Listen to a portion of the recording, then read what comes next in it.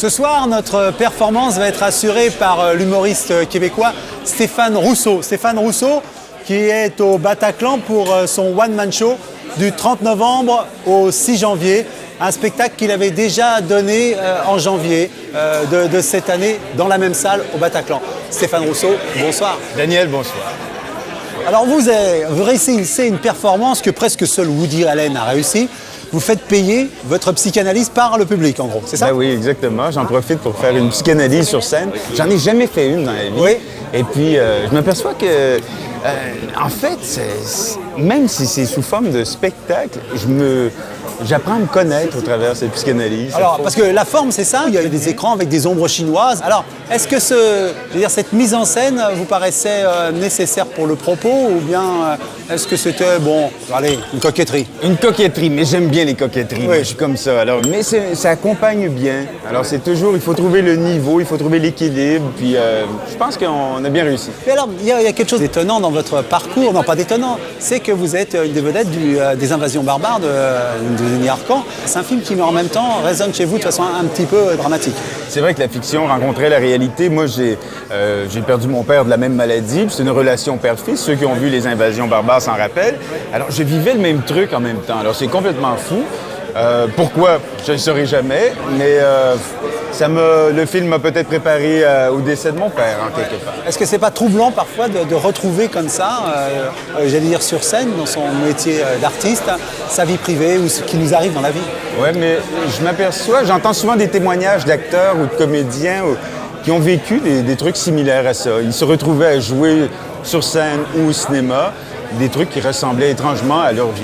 Alors, est-ce que ça vous aide un petit peu ce que vous produisez actuellement sur scène, de réflexion sur vous, en fait? Ben, je pense que oui. Premièrement, ça m'aide dans mon couple, parce que je dois avouer que la psychanalyste est jouée par ma copine. Oui, alors, d'accord. Déjà... Donc, vous savez où elle est chaque soir? Je sais où elle est.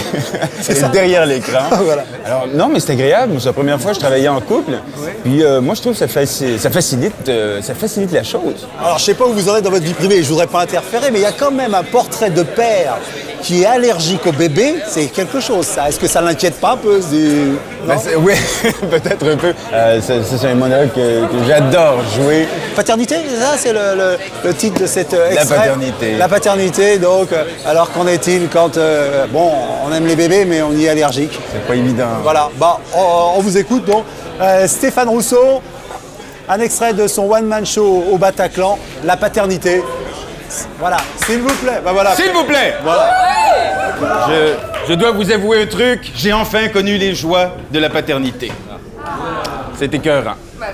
Ah non, c'est triste à mort. Quand ma femme m'a annoncé qu'elle est enceinte, j'ai pas dormi pendant 3 mois.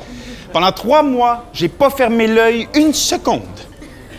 Un matin, je me réveille, le lit était tout mouillé. Je dis, moi pas, elle commence à faire des siennes avant de venir au monde. Mais non, ma femme me dit, dépêche-toi, réveille-toi, j'ai perdu mes os. J'ai perdu mes os. Là, je dis, rendors-toi, on va les retrouver, c'est certain. Elle me dit, allez, viens me conduire à l'hôpital. Je dis, samedi matin, 5h15 du matin, prends un taxi, je vais aller te rejoindre vers 10h30, 11h moins quart. Après ça, il nous a emmenés dans la salle d'accouchement. Là, ça a été épouvantable. J'ai failli m'évanouir 3 fois. Heureusement que ma femme, elle avait suivi les cours, donc elle m'épongeait le front, elle m'encourageait. À un moment donné, ça sort, cette affaire-là. Faites-le! Je pense que son docteur avait déjà joué au foot, il l'a attrapé sur le côté. Hop! Il voulait me le repasser. Je joue pas, moi, merci, c'est gentil. Il dit, prenez-la! Je veux pas me salir. Non, mais c'était tout gluant, tout visqueux. C'est bleu, vert, rouge. J'ai dit à ma femme, je dis, regarde pas, chérie, je crois que tu l'as pas terminé. J'ai dit au docteur, je dis, excusez-la, c'est son premier. On peut l'acheter, on va recommencer. Il me dit, c'est un très beau bébé, ça, monsieur. Je dis, peut-être écrasé sur un tableau signé Picasso, ça se vendrait, mais comme ça... Ça m'a fait de la peine au départ, mais après, j'étais content.